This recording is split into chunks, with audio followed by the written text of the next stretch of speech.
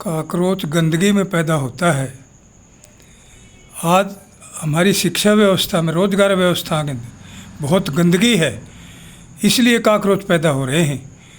माननीय न्यायाधीश जी ने ये तो ठीक कहा कि बेरोजगार बच्चे, नशेड़ी, अपराधी ये कॉकरोच के समान हैं, लेकिन इनका हल तो नहीं बताया। ये कॉकरोच जो है कैसे ख़त्म होंगे?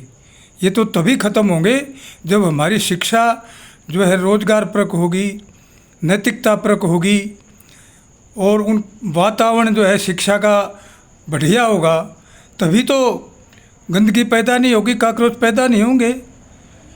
अब देखिए, आज की जो शिक्षा है ये संसार के युवा देश भारत के युवाओं को कुचल रही है।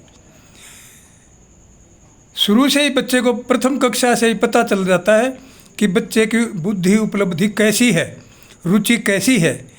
तभी से हमारे को जो है दूसरी तीसरी कक्षा से ही हमारे को दो तरीके के जो है पाठ्यक्रम होना चाहिए।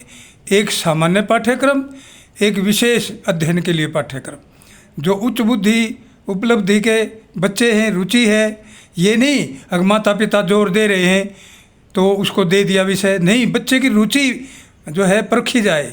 अध्यापक बच्चे की रुचि को देख पाता है, लेकिन आज के अध्यापक भी ऐसे हैं कि वो नहीं इस चीज़ की तरफ ध्यान देते हैं कि तुम्हारे चरणों में सारा भारत बैठा है, इसके बारे में विचार करूं। वो तो वेतन और अपने सुविधाओं के बारे में सोचते हैं। कभी उन्होंने आज तक किसी अध्यापक संगठन ने बच्चों के बारे में, शिक्षा के बारे में कोई मांग नहीं उठाई, केवल अपनी मांग उठाई। तो इससे पता लगता है कि हमारे अध्यापकों का क्या रवैया है, क्या उनकी सोच है। हमारी जो देश था विश्वगुरु, वो आज भी बन सकता है। हमारे युवा बहुत चुस्त हैं, बहुत बुद्धिमान हैं, लेकिन उनको कुचला जा रहा है। 200 किलोमीटर जो है उनके परीक्षण के लिए सेंटर आते हैं, वहाँ पर जाम लगते हैं और फिर 1-2 मिनट लेट हो गया बच्चा तो उसको घुसने नहीं दिया जाता। कितना तनाव बच्चे के अंदर होता है।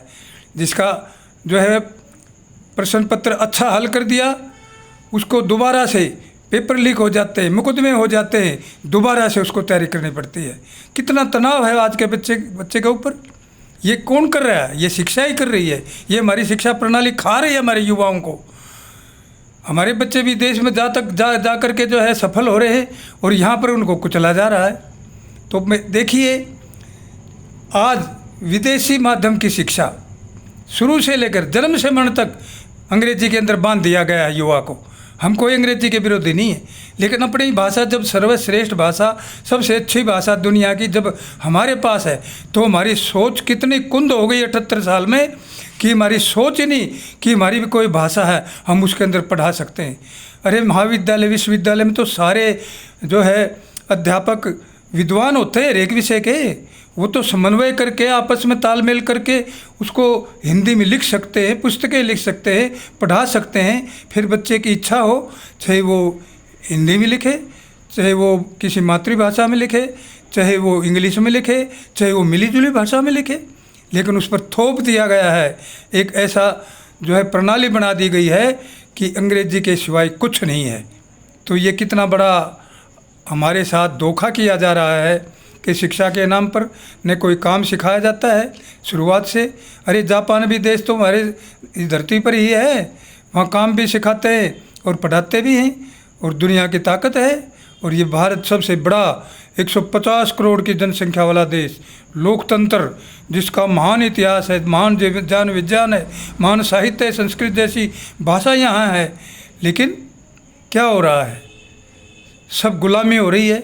कोई भी आज का हमारा नागरिक इतना कुंद हो चुकी है सोच कि वो हस्ताक्षर भी अपनी भाषा में करके खुश नहीं है, वो अंग्रेजी में साइन करके जो है खुश है, वो उसका गौरव है। अपनी भाषा में जो है हस्ताक्षर भी करता है तो उसके शान के खिलाफ है। ये मकान, दुकान, विश्वविद्यालय, स्कूल बनते हैं तो नाम उनका अपनी राष्ट्रभाषा या मातृभाषा में नहीं लिखना जो है यहाँ पर शान के खिलाफ है इस देश के अंदर। ये कैसी शिक्षा है? ये कैसा देश है जिसकी नियम तो ये है कि हिंदी प्रांतों के अंदर 100% कार्य हिंदी में होगा। हरियाणा 1969 का राजभाषा अधिनियम है, कहता है कि हिंदी में ही सब काम होंगे, लेकिन कोई नियम लागू नहीं हो रहा है। अखाद्य चीज़ें जो है खा रहे हैं बच्चे, कोई रोकने वाला नहीं, बिक्री हो रही है, स्वास्थ्य भी खराब हो रहा है, रोजगार नहीं मिल रहा है, सोच नहीं बदल रही है। इस शिक्षा को बदलना होगा। एक एक युवा सोचे, एक एक नागरिक सोचे, ये ताश खेलना छोड़ दो, विचार सुनने मत बनो। तुम्हारे लिए कितने बलिदान हो गए थे लोग, खाल खींची गई, नमक मिर्च डाल दिए गए, खाल काट काट करके, तब ये आज़ादी मिली। अब तुम इसको ऐसे ही जो है आज़ादी को बर्बादी कर रहे हो। समय से कीमती क्या चीज़ है? तुम समय को जो है बर्बाद कर रहे हो, कि समय काट रहे हैं हम। तो समय काटने वाला देश है ये समय का सदुपयोग करता आया है ये देश। तो आइए हम सब विचार करें और ये शिक्षा बदलनी चाहिए। गुरुकुल की शिक्षा थी हमारी, नई शिक्षा नीति कही जाती है, उसमें गुरुकुल नाम का कोई शब्द नहीं है। लेकिन यही सरकार है जिसने उज्जैन के अंदर 2018 में अंतर्राष्ट्रीय गुरुकुल सम्मेलन किया था। हम खुश थे कि गुरुकुल शिक्षा लागू होगी, लेकिन कोई मतलब नहीं है।